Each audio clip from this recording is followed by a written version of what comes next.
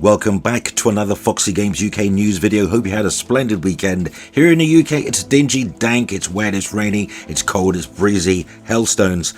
What's it like where you are? But enough of that, let's get into some gaming industry news. If you like this sort of thing, like, subscribe, hit notification and all that good stuff. Courtesy of VGCharts.com, our first news story. We're not going to spend a whole lot of time on this. Link in the description, as I say. But it looks like PS5 has hit another sales milestone, as VGCharts is reporting PS5 tops 70 million lifetime worldwide hardware estimates for December 2024. The PlayStation 5 was the best-selling console worldwide with 3.42 million units sold for December 2024. Looks like Sony had a splendid month during the holiday. According to VG Charts estimates, the PlayStation 5 has now sold an estimated 71.03 million units lifetime worldwide. So there you have it. Don't want to spend a whole lot of time on there, but another milestone for Sony. PS5 just over 70 million units sold worldwide. Looks like there's no stopping this system as we are in its 5th year. Not quite 5 years, it will be at the end of this year, but yeah. And so no time to waste, so moving on to our next news story, courtesy of pushsquare.com. Headline: Is Starfield coming to PS5? And keeping games off other platforms is not the path for us, says Xbox boss Phil Spencer. So yeah, it's probably happening then. Written by Sammy Walker, as I say, pushsquare.com, links in the description. Bethesda's space opera Starfield famously cancelled on the PS5 after Microsoft's multi-billion-dollar acquisition of the publisher could still release on Sony's console in the future. Speaking with Destin Legary, ex-IGN, now going freelance, doing his own thing, Xbox bigwig Phil Spencer was asked if the intergalactic RPG would be staying put for the time being, and Phil Spencer on the Starfield exclusivity, he in a tweet really, "Can you solidify that Starfield is staying put for the time being?" asked Destin Legary.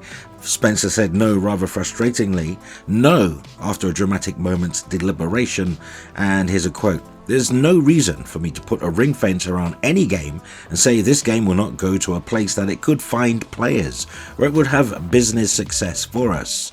Phil Spencer went on to say, "What we will find is we're able to drive a better business that allows us to invest in a great game lineup like you saw during the Developer Direct. Our strategy is to allow us and our games to be available to put games off other platforms. That's not a path for us. It doesn't work for us." Now, despite assurances from Microsoft's hierarchy that more hardware is on the way, Xbox has been struggling with rapidly vanishing sales of its Xbox Series X and S console line. In the US, the product is trending 18% behind the Xbox One itself, considered a failure compared to the Xbox 360. Having spent close to $100 billion on developers and publishers, with game costs rising and Game Pass struggling to get anywhere close to the 100 million subscribers coveted, it seems the giant is realizing it now needs to transition to third-party publishing to balance the books and obviously keep shareholders at bay. So yeah, there you have it, folks. There you have it. Interesting stuff, but TwistedVoxel.com has also reported that Microsoft Gaming CEO Phil Spencer has reaffirmed the company's commitment to making its slate of first-party titles multi-platform. During an interview with Danny Payne on YouTube, Microsoft Gaming CEO Phil Spencer was asked for clarification on his earlier statement about not having any red lines with regards to the company's multi-platform strategy for its first-party titles. In response, he said that he wants people to be able to experience the games that Microsoft builds and the services that it offers on as many devices as possible. Some of those platforms are closed, i.e. they don't allow everything that the company does to be available on their ecosystem, aka Sony PlayStation, Nintendo Switch. Spencer mentioned that he learned not only from within Microsoft's portfolio of studios but external development teams as well that every creator out there wants to build a game that can find as many players as possible. Well, obviously, because sales, more players equals sales. He added that there aren't many platforms out there that try to build connections to people on so many different screens. He highlighted the history of the business always being about single platform, a single device and a single game. Pretty interesting stuff, right? I'm sure you agree, but let me just pause the article right there and give you my opinion. Chime in my 2 cents on the statements that are being made here, and then we'll go back to the article. So, most rational people would agree that Microsoft has found itself where it is because it's had to pivot. It pivoted. It did try the exclusives route. It did try the console exclusivity. We got this over yours, and going up against Sony and any console. It was there, but then it pivoted to PC and found success on the PC with Game Pass and game releases, and then it pivoted to full multi-platform because really it had to. Let's be honest, the games industry is a tough business, and Microsoft know all too well, being a $1 trillion company.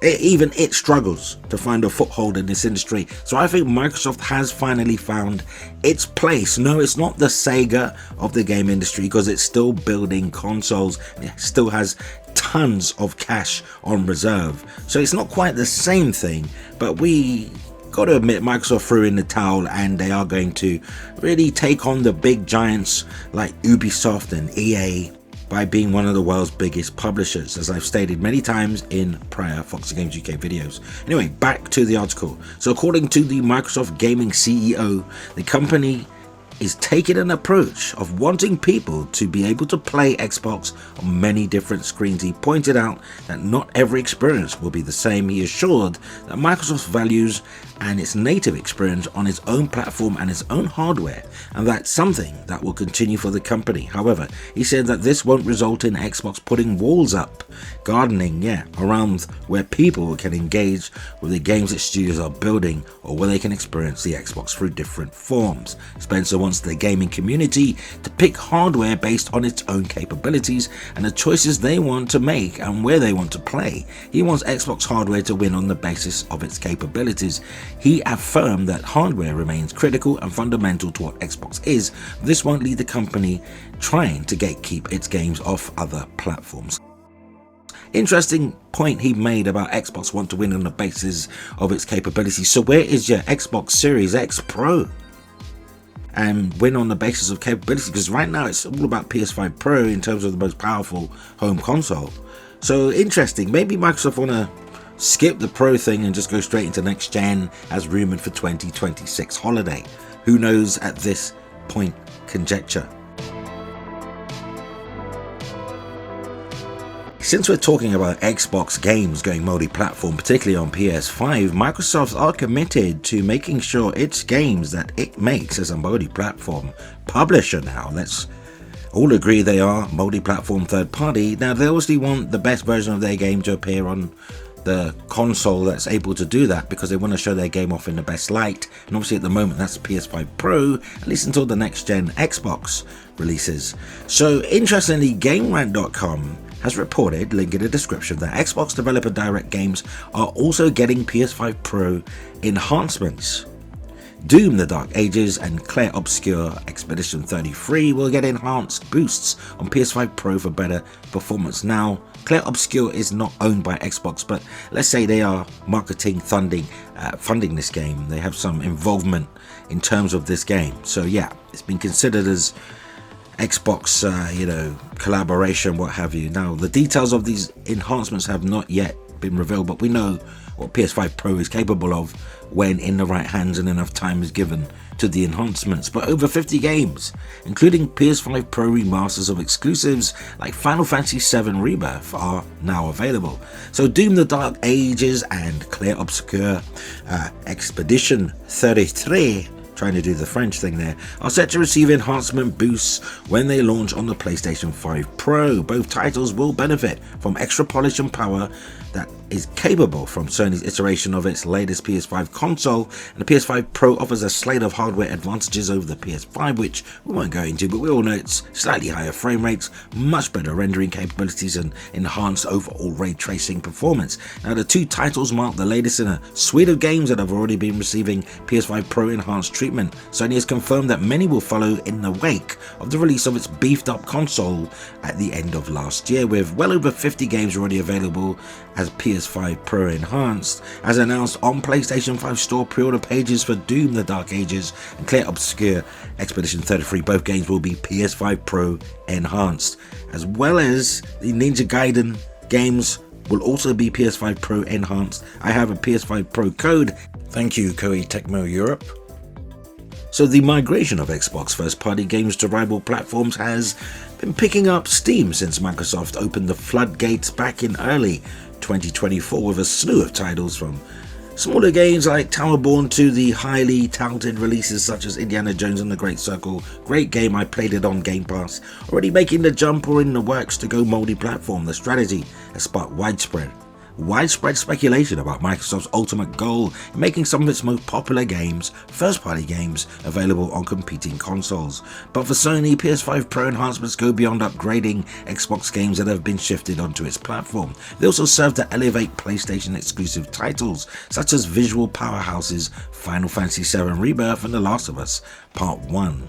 Now, with the release of the next generation Xbox console rumored for late 2026 and Microsoft's much talked about entry into the handheld gaming arena also on the horizon, Xbox fans have a lot to be excited about.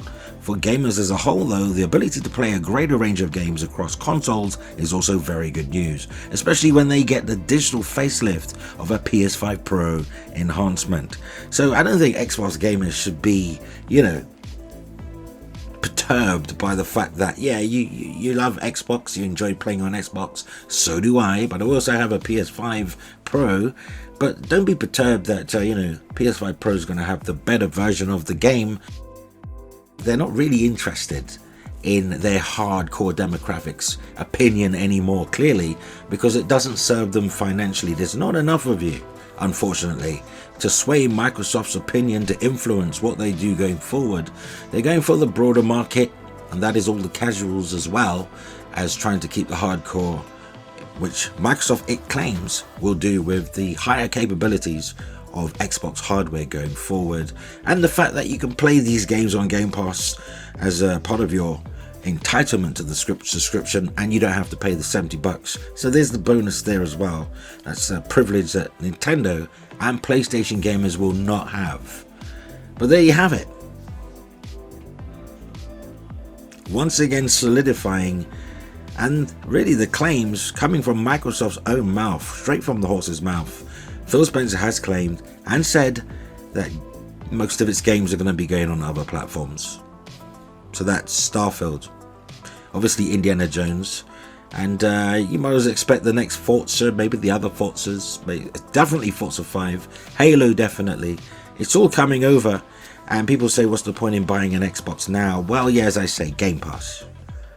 Remember, Xbox Series S is still the cheapest, most affordable way to get into it. You can actually get that system for around $350 with a whole year of Game Pass for $350. You're not going to get that on any PC. Certainly not for that price. It's such a low entry price to current gen gaming.